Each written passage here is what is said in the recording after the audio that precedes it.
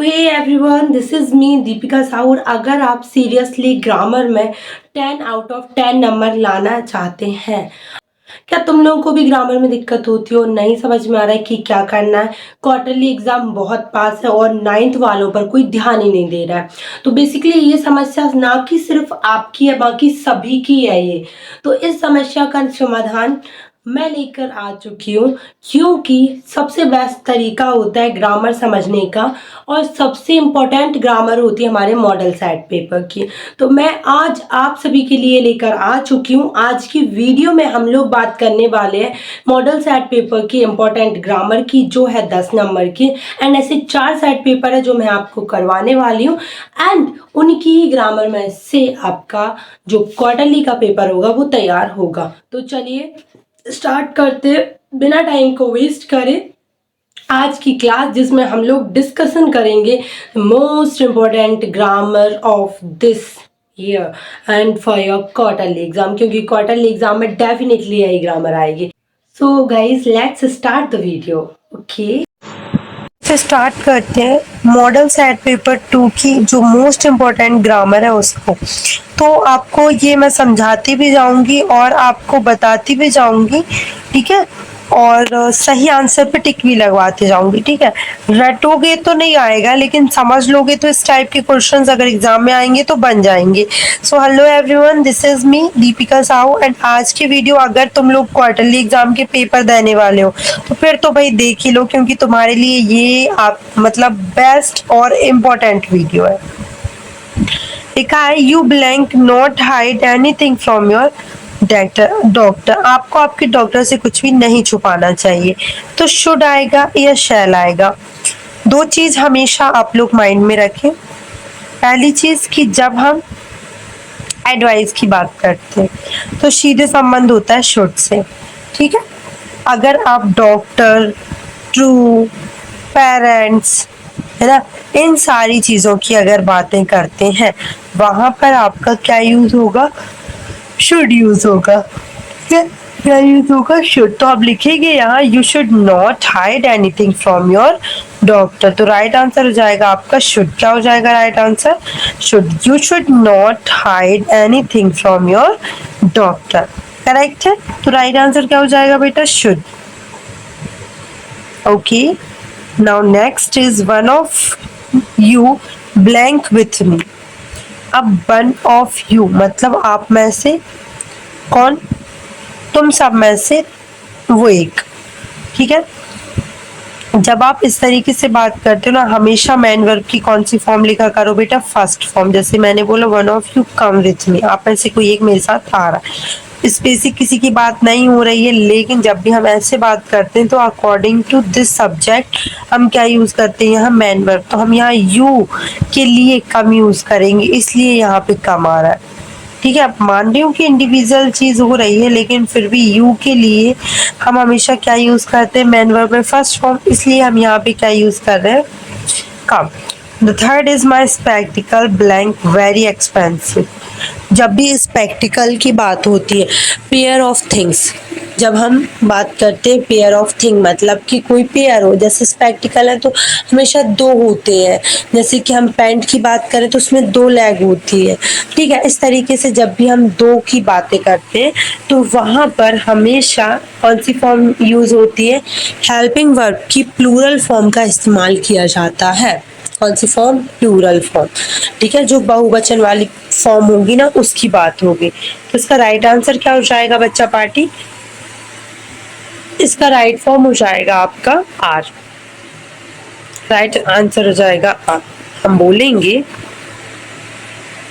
बोलेंगे क्या, माई spectacles are very expensive.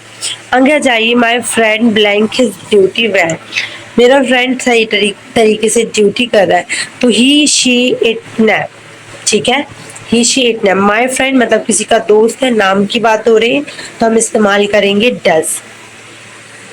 My friend does his duty well, he see it nap के साथ does और आई वी यू दे के साथ डू आएगा। I gave him 1 rupee coin. I gave him 1 rupee coin. तो यहाँ पे क्या होगा, हम यूज करेंगे ए एन द में से काय का यूज करेंगे, आई गैव हिम आ। यहाँ पे क्या इस्तेमाल होगा, ए फॉर एप्पल। 1 रुपी में ए क्यों यूज कर रहे हैं, तो बेटा यदि आपको खालिस्तान के बाद वाले शब्द को उच्चारण करते समय वाह या फिर सारे कॉन्सोनेंट समझ में आ रहा है, मतलब अगर वो व्यंजन है, तो अब जैसे वन पढ़ते हैं हम इसको, अगर पहला अक्षर क्या होता है आपका, वॉवेल होता है, हिंदी के स्वर होते, तो हम वहां पर इस्तेमाल करते किसका बेटा, वहां पर आप लोग इस्तेमाल करेंगे हम एन का। लेकिन अगर वहां पर आपको व्यंजन दिखाई देते हैं तो फिर हम वहां पर किसका इस्तेमाल करते हैं, ए का। ठीक है, आगे आ जाइए, Ramesh is fond blank mangoes. Ramesh is fond blank mangoes, तो फॉर या फिर ऑफ क्या आएगा, जब भी हम फॉन्ड की बात करते हैं, ठीक है, फॉन्ड मतलब होता है किसी चीज में आप एडिक्ट है, मतलब कोई चीज आपको हद से ज्यादा पसंद है, क्लियर, तो हम हमेशा ऑफ का यूज करते हैं। बेटा ये एक फ्रेज वर्ब होती है जो हमेशा साथ में आती है, फॉन्ट के साथ हमेशा ऑफ यूज होता है। तो जब भी आप देखते हैं फोन लिखा हो तो वहां पर आप आंख बंद करके ऑफ लिख सकते हैं। क्या हो जाएगा, Ramesh is fond of mango. Give me blank milk for T. Little या मैनी क्या आएगा, लिटिल या मैनी क्या आना चाहिए, लिटिल आएगा या मैनी आएगा, तो give me little milk for tea क्या जाएगा, little milk for tea. Give me little milk for T.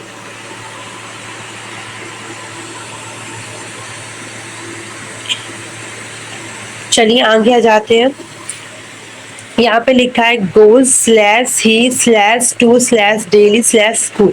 अब ये बनाओगे तो तुम ऐसे, लेकिन ये बनेगा कैसे ऐसे वो हम देखते हैं। तो जब भी आपको स्लैश वाले वर्ड्स देने मतलब दे रहे हैं या मिल रहे हैं आपको रीअरेंज करने के लिए आपको दिया था, तो आपको क्या करना है, देखो सबसे पहले सब्जेक्ट लिखना है जो कि हो जाएगा ही। फिर अगर आपको हेल्पिंग वर्ब दिखती है जैसे is am are was were has have had been, ठीक है, अगर ये दिखते हैं तो आप लगा दो, नहीं दिखते तो आपको क्या करना है, नहीं दिखते हैं तो उस सिचुएशन में आपको ये करना है बेटा कि आपको मेन वर्ब पे आ जाना है। किस पे आ जाना है, मेन वर्ब पे आ जाना है। तो मेन वर्ब इसमें है गोस, तो मैं सेकंड नंबर पे मेन वर्ब लिख दूंगी। थर्ड नंबर पे आएगा ऑब्जेक्ट जो कि हो जाएगा स्कूल, किसी जगह का नाम, कोई चीज, कोई वस्तु स्कूल होता है, ठीक है। और फिर उसके बाद जो भी वर्ड आपको दिख रहा है वहां पे जाएगा वो, जैसे कि रोज हुआ, सुबह हुई, शाम हुई, ये वर्ड्स हो जाते हैं ऐसे, ठीक है। तो ये हो जाएगा ही गोज टू। बेटा और टू हमेशा आता है, गो के साथ हमेशा टू आता है, क्योंकि जो गो होता है वो डायरेक्शन बताता है, तो यहाँ पे हम टू लिख देंगे। He goes to school daily. The teacher said Ram is a good boy. Teacher ने कहा कि राम एक अच्छा लड़का, अच्छा है। द नरेशन बदलना है आपको, ठीक है, डायरेक्ट स्पीच में तो इनडायरेक्ट, इनडायरेक्ट में तो डायरेक्ट। तो देखिए Sadhana is the teacher said that Ram was a good boy. Teacher ने क्या कहा कि राम एक अच्छा लड़का है। The teacher said that Ram was a good boy, ये हो जाएगा ये। यू नो हिम, और इसका आंसर क्या लिखा है, देखिए चेंज इन पैसिव वॉइस, आपको इसको पैसिव वॉइस में बदलना है, तो ये हो जाएगा ही इज नॉन बाय मी। जब भी ऐसा सेंटेंस आता है मतलब आपको नॉन के साथ क्या लिखना है, टू लिखना है। ये गलत है बाय, हम यहाँ पे टू लिखेंगे। He is known to you होता है।